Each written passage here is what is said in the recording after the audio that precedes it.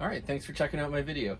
So if you have a Nintendo that has a flashing light, has a gray screen, chances are you need to just replace the cartridge connector. It doesn't require any soldering, requires a Phillips screwdriver and one of these. You can get these online for about $8. I think this one was $7.95. I forget where I got it from, but AliExpress, eBay, they all have them. I'm pretty sure I got this one from eBay. So I think it was $7.95 plus free shipping plus whatever eBay charges for taxes.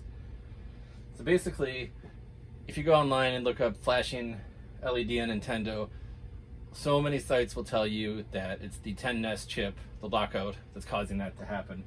And that is almost never the case. It's almost always corrosion in here. I'll show you later in the video how this can fail and cause that sort of problem. The NES chip, removing the lockout pin by cutting it, you can do it. It probably won't have any effect, but it certainly won't make things worse. And it will allow you to play games from different regions as well. So if you wanted to play Japanese titles, go ahead, cut that pin, but don't expect it to fix the problem with flashing LED. So anyway, that being said, let's jump into this Nintendo and get it fixed permanently. So what the problem is, I have my screws taken out of mine, is that on the back of where the cartridge goes, these pins can get loose. So all I have to do is just give them all a push back, and then when I turn it back on, everything's working. So there's an easy fix for this. So we'll turn this off, we'll unplug it. Now assuming you haven't taken your Nintendo apart yet, like I have, there are screws, 1, 2, 3, 4, 5, 6 on the bottom that you need to take out. 1, 2, 3, 4, 5, 6. Once you do that, there is this metal RF shield that sits on top. It's got 1, 2, 3, 4, 5, 6, perhaps 7. I can't quite remember. I've got all my extra screws in this bag here. Anyway, you take all those out,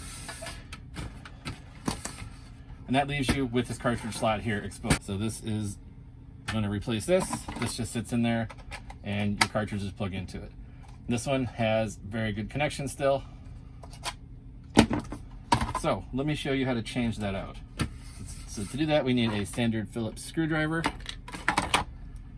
which you already have from taking the case off and taking the RF shield off. There's 4 screws holding the mechanism that goes up and down on. We'll take those off. And then this just slides off the front of that adapter. There's my last screw. So with that all taken off, you need to next take the RF assembly off, and there's 2 screws holding that on.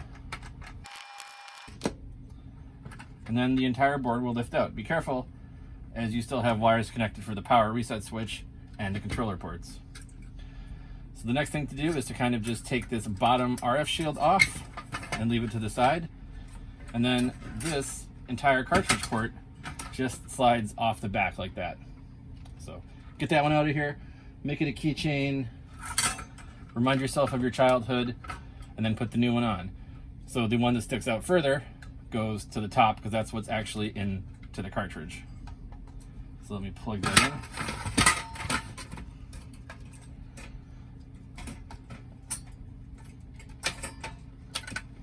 It's just that simple. Then we can put the RF shield back on.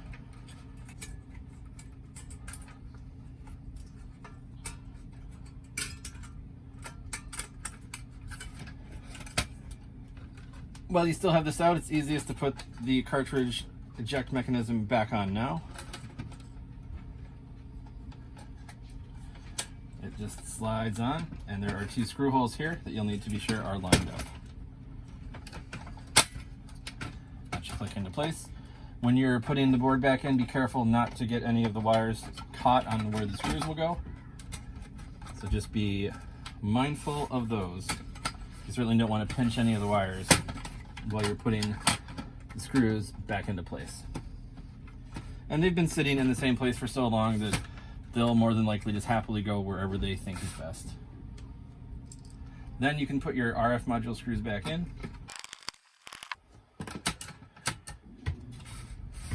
Then we can take our next 4 screws and re-fasten down the cartridge holder mechanism. You want to make sure your screw holes are lined up properly.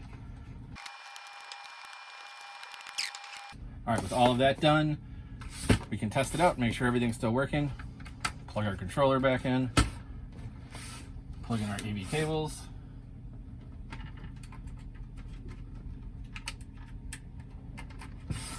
Plug in our power. Let's put our game back in and see how it looks.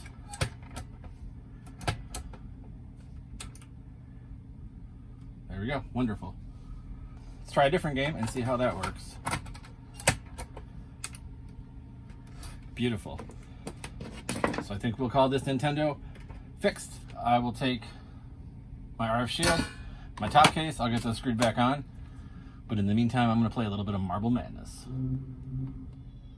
Oh no. Anyway, that'll do it for this video. Thanks for watching.